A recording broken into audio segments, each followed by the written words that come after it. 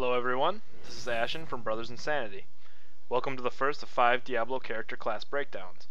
To start, I'll be showing you through the first 13 levels of the Wizard class. Hopefully this set of guides will help you pick which character you want to play when May 15th rolls around. First things first, you need to know a little bit about how these skills work. If you hadn't already heard, there's a significant difference from Diablo 2. You'll no longer have a skill tree allowing you to choose abilities and increase them each level with skill points. Instead, you are only given a few slots for abilities, which are unlocked as you progress in levels. You also unlock runes for these abilities that, when active, change or buff the ability in some way. You can only have one rune active for each ability at one time. It might sound kinda complex, but once we get into it and everything, you'll kinda understand how it goes. The first spell you get as a wizard is Magic Missile. You also start with a wand you can shoot, but as Magic Missile takes no arcane power, basically mana, the wand is pretty useless. The first thing to learn is that your spell's damage works off your weapon damage. You're better off carrying around a 10 DPS one-handed axe than a 7 DPS wand. Kinda silly for wizards it seems, but it's not what fits right, it's what does more damage. The second spell the wizard learns is a sweet ice beam called Ray of Frost. This ability shoots out from the wizard in a straight line, slowing and damaging enemies in its path. The only time this can be problematic is when other enemies get in your way of the more important ones you're trying to attack.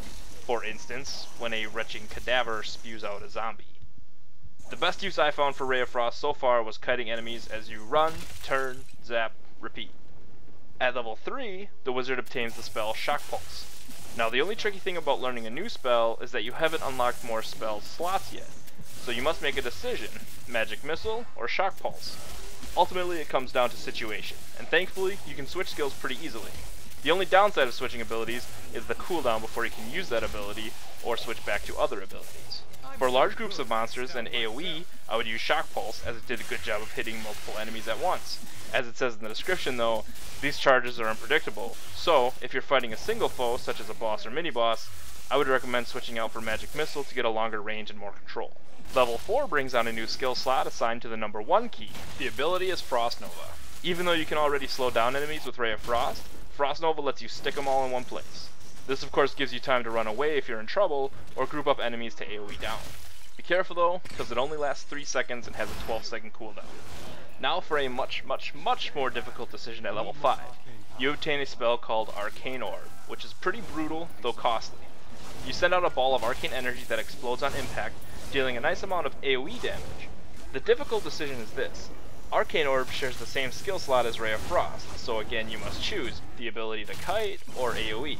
At least with Frost Nova in place, you can still have a little escape plan, though more often I found myself using it offensively to group up enemies, freeze them in place, and Arcane Orb them to bits.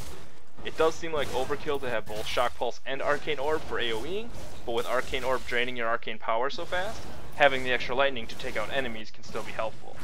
At level 6, you get your first rune for your wizard, which is called Charged Blast, and is for the Magic Missile.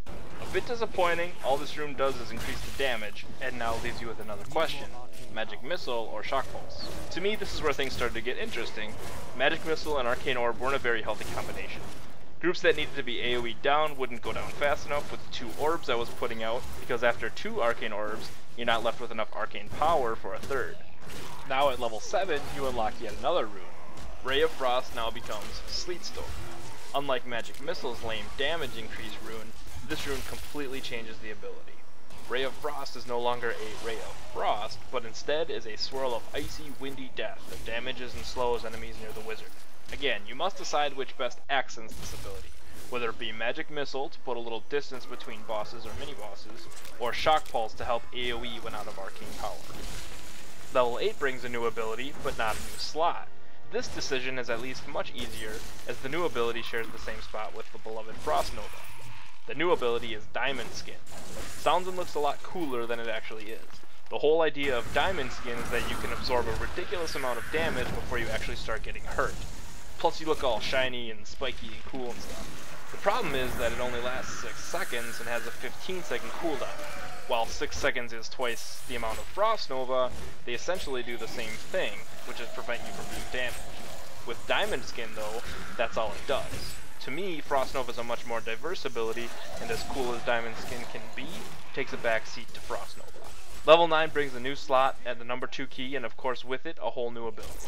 Wave of Force can actually repel projectiles, but more practically, knocks back all enemies around you, does a good amount of damage, and slows their movement speed.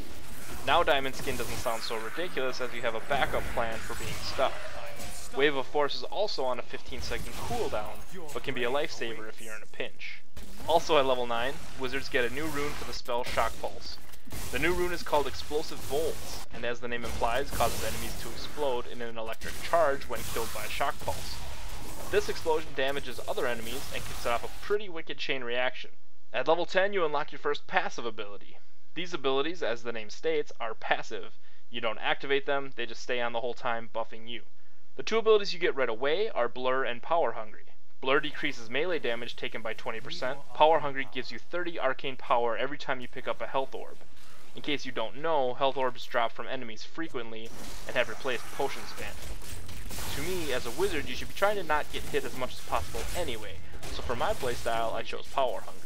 This also meant I could go a little wild with abilities like Arcane Orb, which takes so much arcane power to use. Level 11 is a fun one. You get a new ability, Spectral Blades, and a new rune for Arcane Orbs, Obliteration. Spectral Blades uses the same skill slot as Magic Missile and Shock Pulse. It does a good amount of damage in an arc pattern in front of the wizard, though it has quite a short range. The Obliteration rune for Arcane Orbs is just another damage increase, but now with Power Hungry it can be pretty devastating. It won't last long though, as a new ability will happily take its place at level 12. A new ability is unlocked in the second skill slot, shared with Ray of Frost and Arcane Orb at level 12. This new ability is called Arcane Torrent, and it is basically a barrage of arcane homing missiles sent to your cursor. As is common in higher levels, you also unlock a new rune, this time for Frost Nova, called Shatter. If an enemy is affected by Frost Nova and you kill that enemy, they have a chance of shattering and unleashing another Frost Nova. This was almost as exciting as getting Frost Nova for the first time. You can pretty much chain Frost Novas and kill an entire group of enemies without them being able to do anything. Finally, as you max out in the beta, level 13 brings the biggest load of all. 3 upgrades at level 13. A new ability in the number 2 slot, the same slot as Wave of Force, called Energy Twister. A new rune for Magic Missile called Split, guess what that does? And a new passive ability already, called Evocation, which decreases the cooldown of all abilities by 15%. Energy Twisters seem awesome, at first.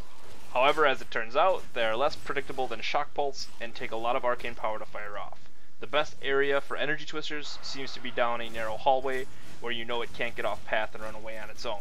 They still take a lot of arcane power to use, but with Power Hunger you should be okay. Split, the new rune for Magic Missile, does just that and splits the Magic Missile into 3 projectiles. Finally, Magic Missile is a stronger AoE and has the distance. Evocation can be handy, but again this one boils down to preference. I don't see much need to decrease cooldowns, and I rarely found myself waiting for them to be up.